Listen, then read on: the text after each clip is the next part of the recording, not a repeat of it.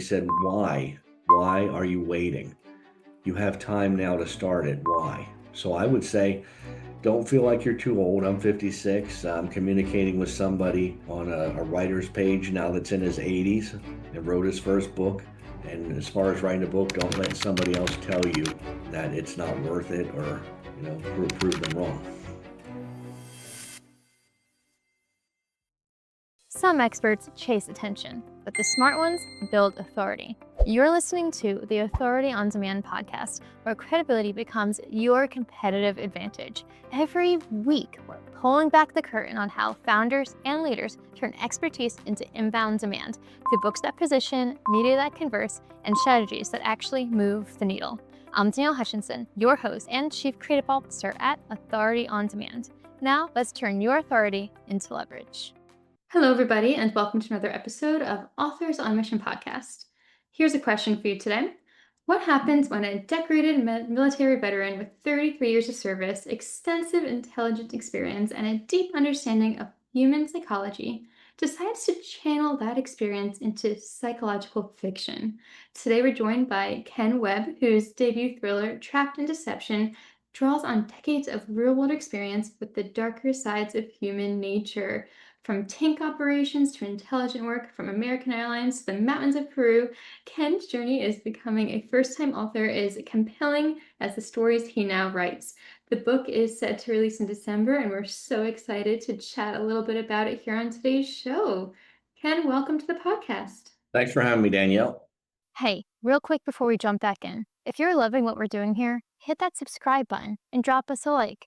We're bringing you the best authors, the most real conversations, and all the writing wisdom that you didn't know you needed. So stick around because it only gets better from here. All right, now let's get back to the conversation. I'm very excited about this one. I think that the authors listening today will learn a lot from your experiences with editing the book, getting it out there, promoting it in advance. It's going to be a great conversation. So before we do dive into that, though, I think it's important for us to learn a little bit about you. I'm wondering if you'd like to share a little bit about how your career in the military, tanks and police and intelligence, how did that shape your understanding and motivate you to write this book? I'm sure it's inspired by all those experiences. Right. Well, I had a unique experience that people my age, I'm 56, will understand. I think the environment's changing some, but I joined the Army when I was 20 years old. I joined the reserves. I was in tanks. At that point, they still had armored in the reserves. And I did enlisted for a few years. I got a scholarship, ROTC. I was commissioned as a second lieutenant. Again, I stayed in the reserves. I had civilian jobs. I taught English at high school for a while. I worked as a technical writer, and then I went to American Airlines.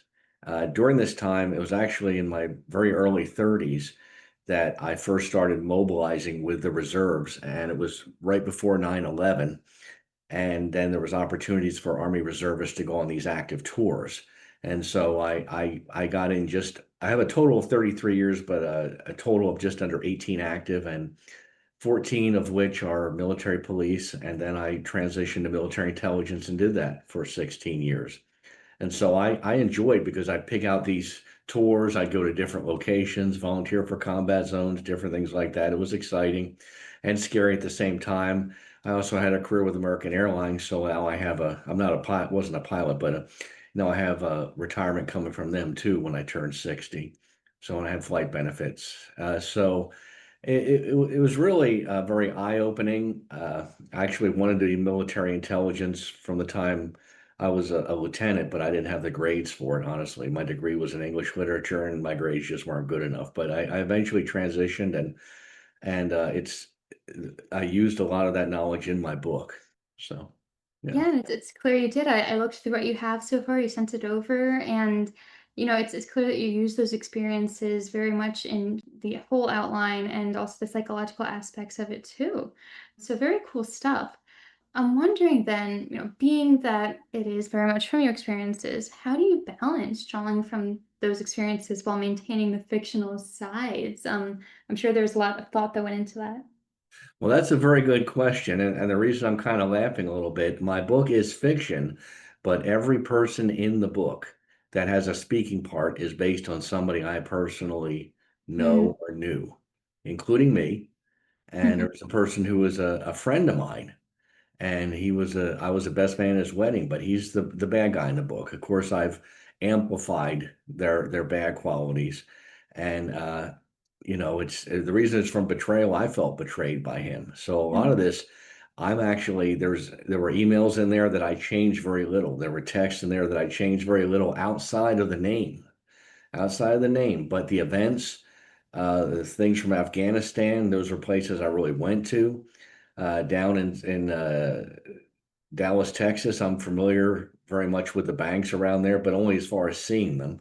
Down in Peru, I went to Huancayo, Peru, which is a place where there aren't very many gringos, meaning foreigners, white people like me. Right. And you don't see them, they don't speak English, and that's where I chose for most of the action to take place. So it's fictionalized part it was actually therapeutic for me writing the book. So, the main thing, I think if you write a book and you write it to make money, then I kind of look down on those people that that's their prime objective. It should be for the art of it. And I guess that's kind of easy for me to say because now I'm retired and I have a pension. But, I, you know, I, I, I thoroughly enjoyed it. As far as the fiction part of it, I put murder and other things in there that didn't really happen, Mm. but a lot of it was just telling a story. I had a story to tell and I told it, and I kind of set it up and put clues in there for it to either be a trilogy or I don't know if there's a name for it, but for 5 books. It's a pentilogy. I don't know what that is. 5 books. Understood. Yeah, well, hey, I think it's really cool that you did balance all the characters off of real people. And I am really sorry to hear about your friend and the experiences there. But hey, writing is always a great opportunity to get this experience out and to really digest it. So I'm sure in a way it was a little bit therapeutic to write it. In a way at least. It was. It was. It is. It is. I mean, I'm still editing the book, and then it goes to my official editor, and it's and I've had beta readers. They catch quite a bit, but I like the story. The story is very good. It's depending on how well I can tell it. That'll determine what kind of book it is. Understood. Yeah. Yeah, yeah. Well, hey, speaking of that editing process, I understand you've gone through quite the process with the editing and the beta reading. And being that this is an author's podcast, I'm wondering if you'd like to shine a little bit of light on what that process was like for you and if you have any tips for the listeners today regarding that. I Something. was starting right off from fresh. I did my research. I'm an unknown person, so for a publisher to expect, a publisher to pick up my novel and want to publish it, it was very low chance. I didn't send a copy to them. From everything I read, I was better off, at least in the beginning, to self-publish. And in the end, I will have spent somewhere between 4.5 to $5,000. But I went from the standpoint, you don't have to spend that much. I went from the standpoint that this is a work of art. This is a this is a bucket list thing.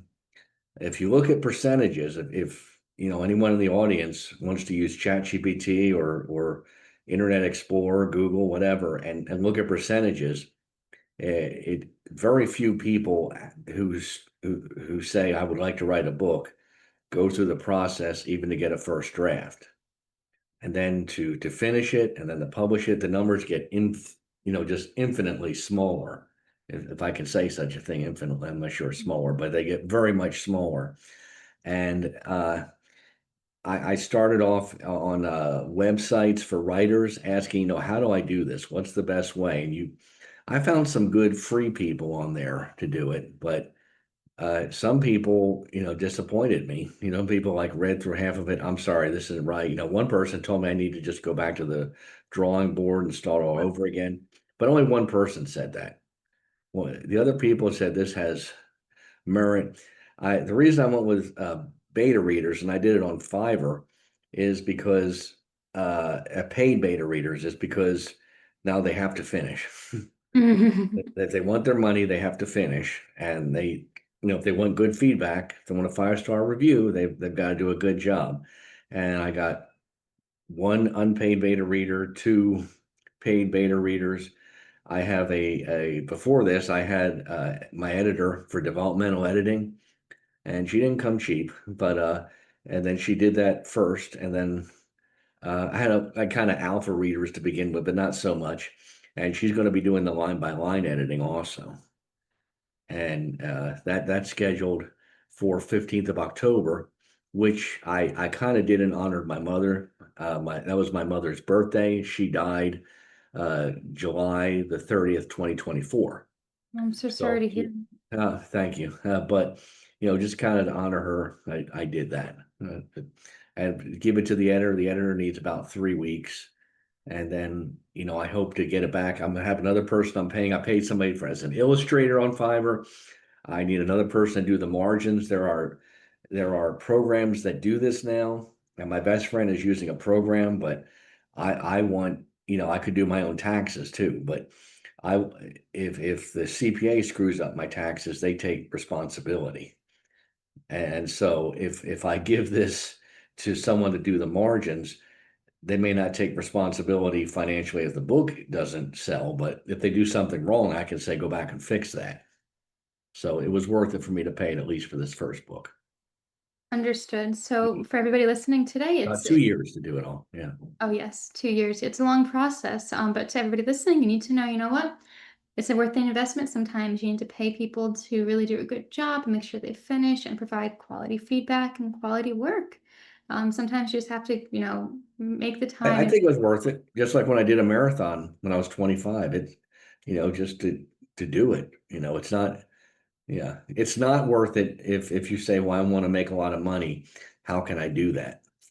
understood. Yeah, exactly. So all this being said, I'm curious to know, kind of going back into trapped in deception, what about research? Did you have to do a lot of research to authentically portray the deception and the betrayal in your story? Or would you say it was mainly motivated by the experiences in your personal life? I'm wondering. Most of it was motivated by experiences in my personal life. What I did as research, people might call this cheating. I would read books of the same genre. I love John le Carre, Jack Higgins, Frederick Forsyth, Tom Clancy, especially John le Carre. I used to like more of the action books, but then as I got older, I like more of the drama, the psychological drama, recognizing that people are faulted and someone might be quote unquote good, but they might be doing something bad. They might be cheating on their wife. They might have a drinking problem, instead of just like the black and white good person, bad person, like in the James Bond kind of novels. And that I've seen, although I know James Bond, I mean, he drank, smoked, everything like gambled, but he's still seen as, good, always choosing good, not conflicted to do right or wrong. So I did that. Now, as far as research, I got on a lot of those pages. Just About Writing is the one that I like the most, but there's other one for authors. They don't charge anything. You ask people to read your little excerpt on your book, and that stuff is always free, and there'll be scammers on there trying to get you to jump on and pay them to publish it, which publishers are supposed to be handling the cost. But the research also in Huancayo, the church in Huancayo is the real church there. I walked around in it, took pictures. The car in the book was the car that my Mustang that I sold before I moved here to Peru. There's a dog in the book that was my childhood dog. They're my cousin's husband and son are in the book. I just described them the way they were, their same personalities. So, and I took people. The bad person in the book is not. He wasn't a murderer. Didn't do the. He wasn't as extreme as this, but he was a master manipulator, and that is why it is trapped in deception. In order for someone to trap other people, they have to be able to talk to them. They have to sell themselves. And I hate to admit this, but it's hard for them to be all bad. There has to be good qualities in them too. Maybe they're fun to be around. Maybe they're reliable sometimes.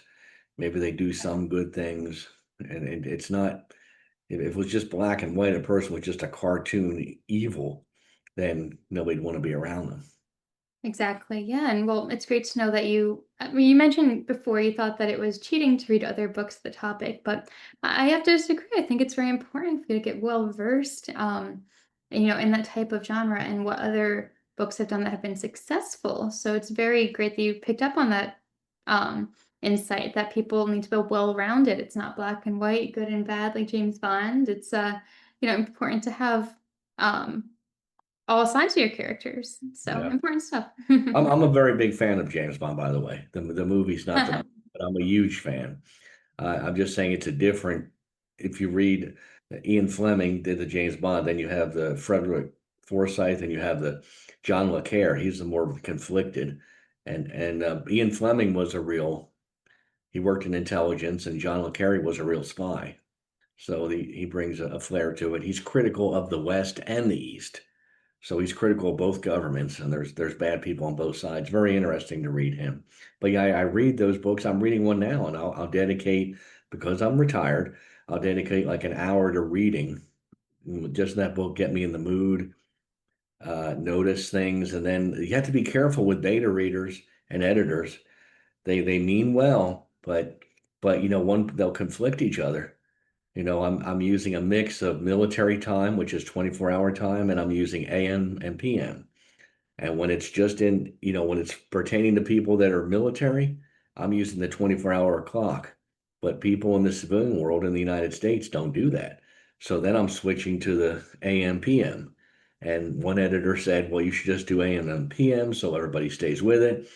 This beta reader now said, oh, I changed everything to the 24-hour clock. I want a mix of it, depending.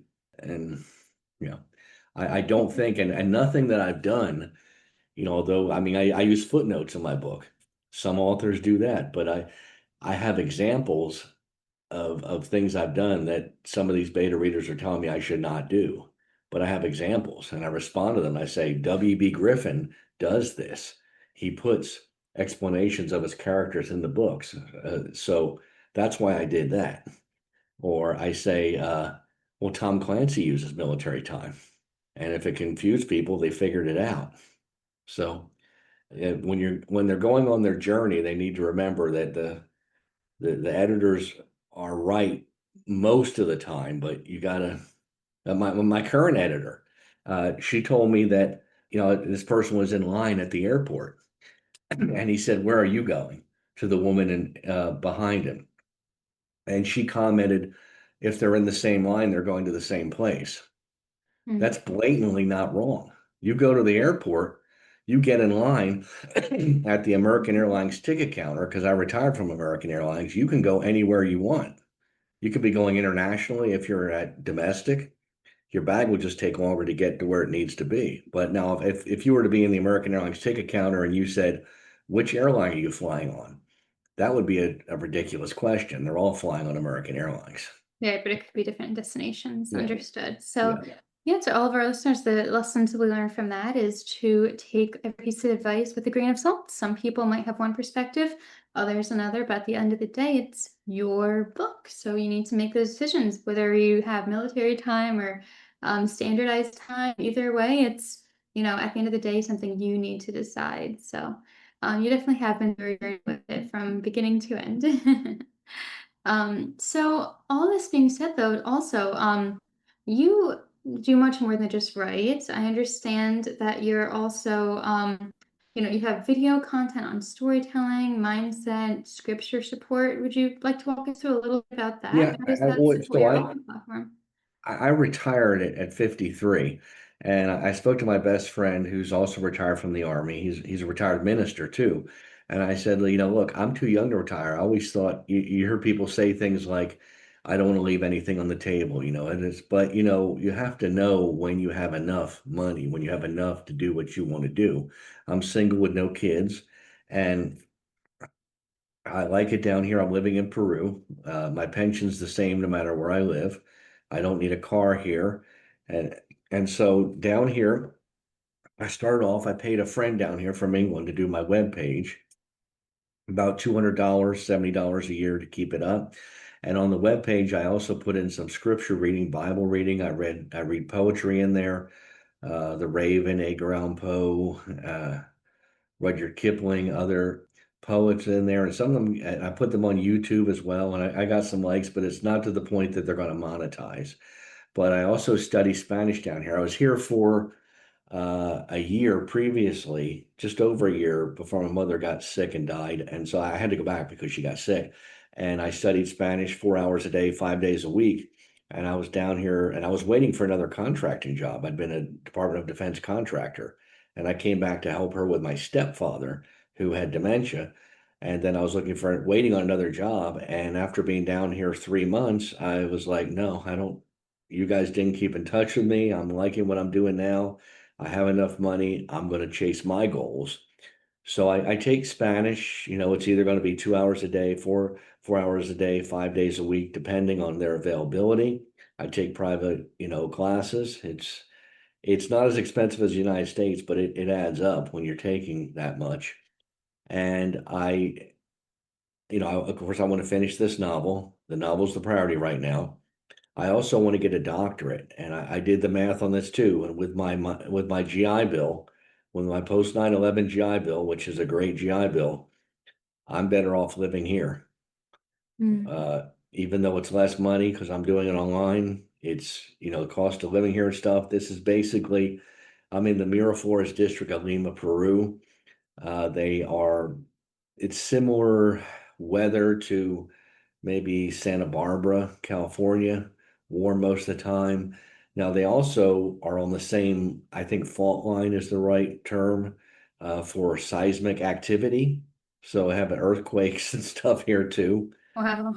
I have lived through one, and I've been through several. There's only one that it was the aftermath I was aware of. The actual earthquake, I had gotten into the elevator when it started, and it was still shaking when I got to the bottom floor. And I thought somebody was working machinery. And I said, "What's going on? Is somebody working a machine up there?" And everybody was, I didn't know what was going on. But people are used to it here. And I think the important thing is if you're going to retire, you retire to something if you're going to go early. So whether that's taking care of your grandkids, in my case, it's going to be a doctorate. I'm going to use the GI Bill. And I may want to go back to the workforce, but I want to do it on my terms. If the odds are, I mean, I know the viewers are out there aspiring authors, but if you look at statistics, the odds are against us as authors as far as making money. But as I've already stated, that's if you're doing it for that reason, you're wrong anyway. But I may go back into the workforce on my own terms, but I would love to have on my resume fluency in Spanish, doctorate, author. So, yeah. You know what? Those are huge ambitions, but it's something that you can accomplish and you have a plan for it and you've mapped it out. So that's all very incredible stuff and very inspiring too. So kind of piggybacking off of that, now that you're in Peru and you've been writing for so long, do you think the environment that you're in this new setting has influenced your creative process at all? I think it's influenced it incredibly. Now, during the time when my mother got sick, and then 2 months later, my uncle got sick and died, and he didn't have a will. My cousins and I are still figuring that out. So during a 9 month period, actually more like a 7 month period, I didn't write at all. But this is, to me, a great place to write. I'm on the eighth floor. There's a lot of noise in Peru. People love to be on that horn, and I hate it. But it's not so bad up here. But the weather, to me, I mean, people will say it's cold. It's not cold to me. I'll be in a short sleeve shirt, and they're walking around with a coat on, big old coat. They say it's raining. I said, well, I guess technically because water's coming down, but I don't need an umbrella for this. And uh, overall, I mean, I'm a retired Army, a lifetime member of the NRA. Consider myself very patriotic, but I think things the United States are. I want to go back to the United States eventually, but I think things are kind of rough there right now. Things are kind of ugly, in a lot of ways, and I think for some reason, people from the United States, I say United States because if I say American down here in Peru, people correct me and say I'm an American too. And I say, well, we're the only country with America in its name. So that's why we say Americans. But okay. But I think we as United States citizens, or I say Americans, but as United States citizens tend to be much louder than other people for some reason. It's like the kids and everything else, they're quieter here. It doesn't mean they're better. It doesn't mean they're better people, but there's not the same noise except from car horns down here that I get, and everything's closer together. I can walk and get whatever I need because it's the same as being in the military when you're over. When I was in Germany or I was in England, more so Germany because of the language commonality. Uh, the community of people from United States and other countries, mostly United States, but also England, Canada, that speak English down here, the expatriates, we have it's like we're dependent on each other too. I mean, we know that there may come a time where that person may be able to help me in some way. So with stuff like the visa and everything, we all try to help each other. And that environment of commonality and camaraderie probably would not exist if we were in the United States because everybody's just there already and has what they need. So yeah.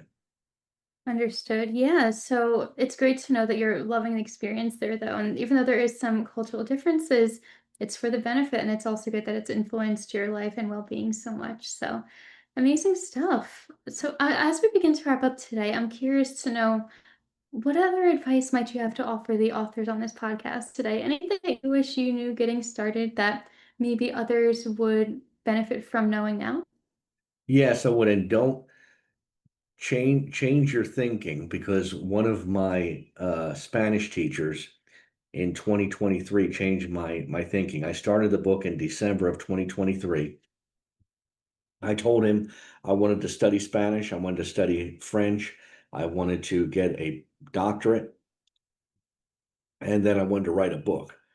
And he was an author. He is an author, and he wrote a book about the people that there's people that dance with scissors down here in some of the outlying areas, and I've actually witnessed it. I don't understand why they dance with scissors, but I've seen it. And he said, "Okay, Ken, so is your book based on your doctorate? And do you need to speak Spanish or French for your book?" And I'm not going to do French anymore, by the way. I ended that, but I said no, and he was an engineer and very logical, and he said, "Why? Why are you waiting? You have time now to start it. Why?" So I would say, don't feel like you're too old. I'm 56. I'm communicating with somebody on a writer's page now that's in his 80s and wrote his first book. It's just like saying, I can't go back to my doctorate because I'm too old. People are thinking, what are you going to use it for? Well, maybe nothing. I mean, think of all that. I mean, there's a lot. It's a very classic story you see a housewife who raised her kids and went back to university. It's normally for a bachelor's degree, went back to university and got a degree. And it wasn't necessarily for a career. It's the achievement for me.